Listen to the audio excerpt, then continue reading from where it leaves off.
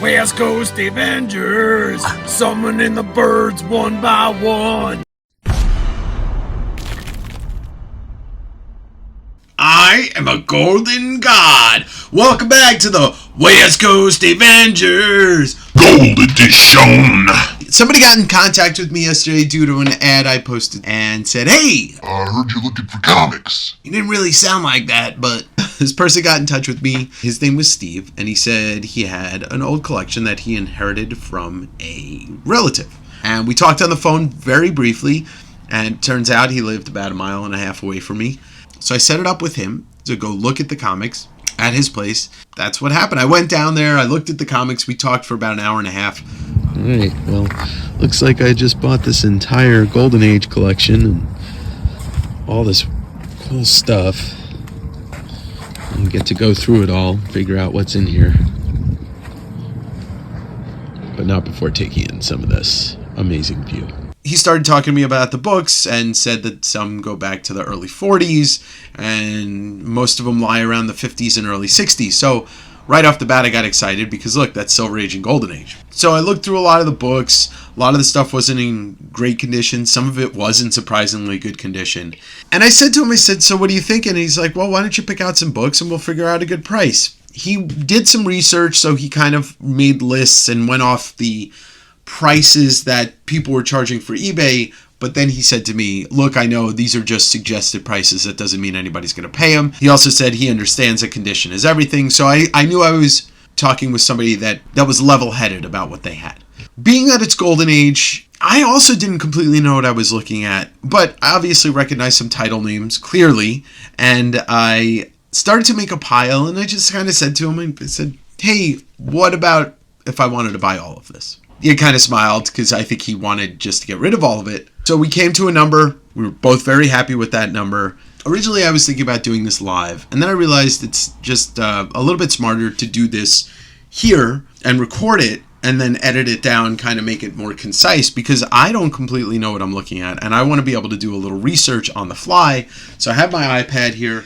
So right off the bat, I did recognize what this was. 4-Color Comics number 16. This is the first Porky Pig title, and 1942. Something like this. I'd say it's about a 3.0 range. It's completely attached, the cover, and the pages on the interior are off-white. This is the first Porky Pig comic. Dell Magazine, Bugs Bunny, and Finds the Frozen Kingdom, which this is 1947. This is 4-Color Comics number 164. It's in decent shape. I'd say this is at least a 5.0. Probably a $30 book, $20 book. In just a little research I've done, these titles don't actually mean anything as it goes to looking it up. Just because this is Porky Pig, you wouldn't find it listed under Porky Pig. You'd find this listed under 4-Color Comics. That's where a lot of this stuff started. I got a Mad Magazine number 46, which 1959. Action Comics number 75. A little beat up. Has a curl on it on the back, and it's ripped on the back cover. I got to get this into a sleeve, but this is Action Comics from 1944. Good God. Couple of these with the Swans Magazine stamp, which was a magazine stand in Tacoma. I tried to do a little research on the newsstand while I was sitting there, but really couldn't find any good information on it. Bugs Bunny in the Haunted Mountains. This is 4-Color Comics number 142. Here's one that I did a little research on because I recognized the cover. Dell Comics number 375. First John Carter story in comics. First solo title, not the first appearance. All right, so the first appearance of John Carter is called The Funnies number 30. I like the Taylor Kitsch movie that they did about a decade ago. This is a property I'm sure will be revitalized at some point. That's pretty cool. Okay, Jungle Comics number 153, Jungle Comics 154, and this is called Wild Boy number 5, which is probably very much Tarzan spoof, rip-off, whatever you want to call it. So this Jungle Comics number 154 is from 1952. Pretty cool though. Covers are great. I will say one of the boxes that he sold me was all Tarzan. And as much as I don't care about Tarzan, some of those covers are fantastic. Wild Boy number 5 from 1951. Front cover's okay. Kind of like the back cover a lot more. Topper number 21 from 1953. I don't know this property at all. Don't forget, like, follow, subscribe, all that jazz. Comment below if you know something about some of these books. It's Golden Age. I'm 42, so this all predates my life by 20, 30 years. Mighty Samson, a Gold Key book. This is in actually pretty decent condition. 1965, just has a little bit of a dog ear here. Kona, Monarch of the Monster Isle. Just some more jungle books. 1964, Kona number 11. Cool cover though. Giant gator. John Carter of Mars. 2 copies of the Gold Key book. One is kind of fucked up and one is beautiful. 1952, and look how beautiful this one is. Oh, this is the second printing. Okay, now that makes sense. Nope, both second printings. And here's some more John Carter. So a whole little stack of these. And then we go to Lassie. Lassie number 1. Wow. I think what we're looking at is somebody who collected and then knew kind of what was good. Joe Kubert right here. Tor. Volume 1, number 4. Partially detached cover, but Joe Kubert, the legend. See, his first appearance would be 1 million years ago. That's the name of the comic. Oh, okay. Well, there it is. 1 million years ago, the first appearance of Tor in comics. Joe Kubert. Wow. September 1953. The first issue of Ripley's Believe It or Not. 1953. Rudyard Kipling's Mowgli from the Jungle Book. So I'm assuming it's 4-color comics, number 582. This is actually giving me an insight on how to look up books, because when I was first getting some Golden Age books, you look by the title and then the number and you never find out what it is. It's 4-color comics instead. So Walt Disney's Mickey Mouse and the Old Sea Dog, 4-color comics number 411, 1952. White pages, absolutely beautiful, stunning pages for a 70-year-old book. So here's a giant size. This is kind of like a proto-graphic novel. But Walt Disney's Mickey Mouse Club Parade, number 1, giant size, so a thick boy. And this is from Oh, it's really tough to tell because the copyright in here goes from 35 to 55. So let's call this maybe 1955 because that's the last copyright on it. And it's 25 cents, so figure that makes sense that it's double the price of a regular one. Walt Disney Comics number 140. I got to imagine this is a Carl Barks book. And Donald Duck right there, taking a swing with about 17 golf clubs. There we go. So this is the first appearance of Gyro Gearloose. I don't know who that is. Maybe one of you Disney fans do. And then here's a world's first 3D comics Tor. Another 3D comic featuring Tor. I don't think the glasses are in here. There is some Marvel in here, very limited amount, but here's a Doctor Strange number 26. Jumbo Comics number 160 featuring Sheena, Queen of the Jungle. And this is from 1952, very brittle. And then we got another Jungle Comics, number 144, beautiful copy, white pages. Look how white that page is. 1952, Wambi the Jungle Boy. Wow. Wambi the Jungle Boy, number 4, 1948. And look at the Jungle Boy. He's like Ace Ventura. Classics Illustrated. These my dad talked about when he was younger, and he still has his... just retellings of classic stories, Don Quixote, Cyrano de Bergerac. This one's fucking dope. Oh yeah. This one gets kept. War of the Worlds, H.G. Wells, famously read on the radio by Orson Welles and caused a minor panic because people thought that aliens were taking over the world. Then we get into some Joe Palooka. Joe Palooka I'm familiar with because I've had some of these before. I do like the art. Harvey Comics put these out. This is Joe Palooka number 82 from 1954. Ham Fisher was I don't know if he was the creator, but he was the artist. Maybe he was the creator.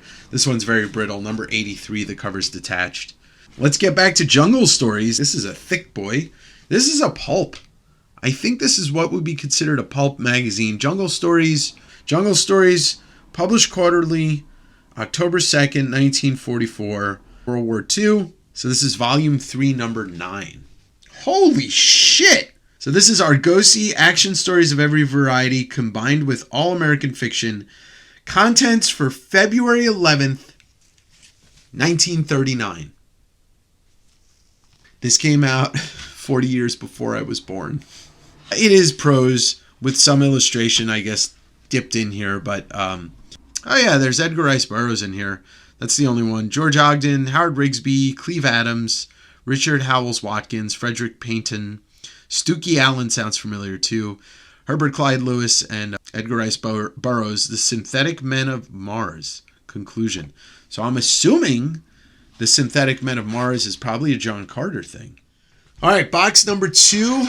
I already know what this is because it is labeled, so we can run through this quick. So this box contains... Oh, there it is. That's one of the coolest things. So this box was pretty interesting because it contained one book that's kind of legendary for multiple generations. And that book is Four Color Comics, number 596.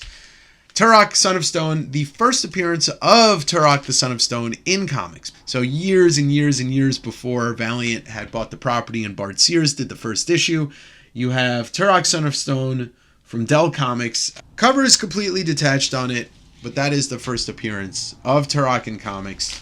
I believe this stack in front of me contains the entire first 50 issue run of Turok. So some of these are in beautiful condition.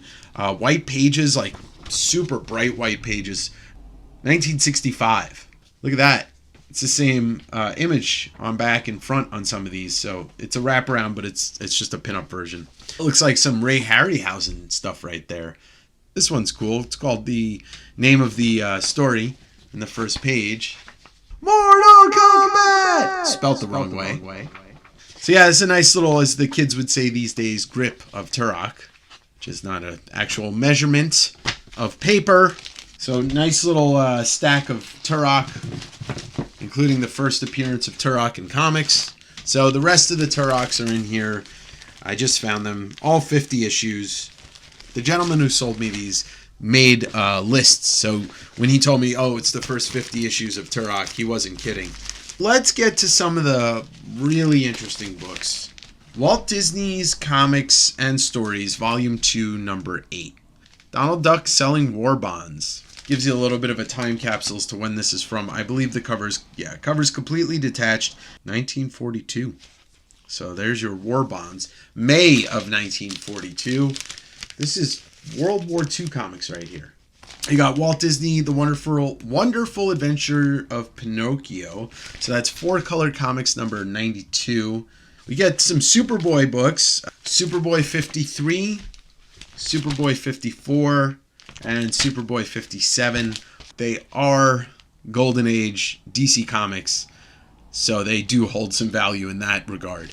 We're going to come to the first very unique book. This is Dell Comics' Uncle Scrooge, a classic cover of him playing the piano cash register.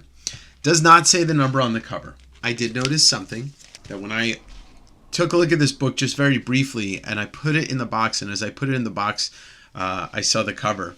Not the cover, but the other cover. Double cover, Uncle Scrooge. This is Walt Disney's Uncle Scrooge number 5 from 1954. Interior cover looks really nice. They were double stamped, so this is a store stamp right here, D&J Tabor, or maybe it's a name stamp, but it was also stamped on the inside cover, so that's pretty unique too. Off-white pages, off-white to white pages. I don't even know what something like this could be worth. It's Carl Barks. I believe this is a very well-known Carl Barks cover. He was the duck artist. He's one of the most well-known Disney artists altogether. He has such an influence on so many different people that came after him, and the style of cartooning, and just a legend in his own league. Another classic Carl Barks, Donald Duck, four-color comic number 62 in Frozen Gold. This is one of his most well-known stories that he did of Donald Duck. So this is one of the most unique things I think we found in this collection, and this is a Joe Palooka. It's like a early type graphic novel with these comic strips. It's actually in great condition for a book that is 80 years old, 1933. A Joe Palooka graphic novel from 1933, a forward by Ham Fisher. Just thought this was super unique to find this. Finest, we're doing some DC, which is where it gets fun. All right, so we start with Action Comics number 225, this beautiful yellow cover. And I believe this is the first time that they ever killed off Superman in Action Comics. I could be wrong about that, but this is a Death of Superman story. Pretty decent shape for a book that's from 1950-something, 1957. And then we got World's Finest number 86. Such a ridiculous cover. Now we get to the Bat. This is pretty torn up. This is how it was. Batman number 62. This is the lowest number Batman book I've ever seen and held in my own hands. It's also torn to shit, but it's great Catwoman cover. I think this is the origin of Catwoman. Origin of Catwoman. First appearance of the Knight and the Squire. A very expensive book, even in low grade. I think this is probably a $300 to $500 book. Batman 104, just a great book. Not a key issue, but great cover. I mistakenly thought it was the first appearance of the Penguin in the Silver Age. Very similar with a dragon. Batman 111. And I don't see this being a key at all, but still a very early Batman. Batman 102. So these are all just post 100 Batmans. 106. Detective Comics number 242. Captain Marvel Adventures. This is a really cool one. Captain Marvel fights the astonishing Yeast Menace. He's basically fighting a giant piece of bread. So that's Captain Marvel number 75. Captain Marvel Adventures number 102 from November of 1949. 30 years before I existed on this planet. All right, so we get to Tip Top Comics number 171. I believe that's Little Lulu. And 184. Now here's the crazy thing. It's like one or two books off the first appearance of Peanuts in comics. And then we come to what is arguably the best comic, I think, that's in here. 4-Color Comics number 878. First solo title featuring the Peanuts, Charles Schultz's legendary strip. And this is a beauty, this copy. I mean, it's got some wear on it. This is a white pager. 1958. So that's a super valuable one. And to go along with it, got the second appearance of Peanuts in a solo book. And another beautiful copy. Probably a little bit less on the condition scale than the other one, but it's cool to see what Charlie Brown has always looked the same. Snoopy's evolved a little bit, but even the back cover strip really just kind of hits home. Super amazing to have these books. And then just a couple more old Del Peanuts books, and that will close out the first 3 boxes of I think there's 6 boxes total. I got a lot of work to do with these. Bagging, boarding, making sure I'm careful, trying to figure out what to do with everything. But I'm super excited. Like, learning more about Golden Age is something that I've kind of wanted to do since I started doing this. And, you know, remember a couple months ago where I've got that nice little stack of books. And let me just say, both of the people that I bought Golden Age stuff from lived within 2 miles of my house. Let's just say I'm getting better at finding this stuff. But if you're interested in any of this, or if you want to add some pieces of history or information, you can drop a comment down below, or you can hop on Instagram and message me there. All my links are in the description below in the link tree, West Coast Avengers. I'll see you for part 2 very soon, but don't forget, every Wednesday, either here or Instagram, just keep up West Coast Wednesday, my weekly claim sale. Feel free to just reach out about any of this stuff, but once again, super excited to learn more. See you soon. Duck artists.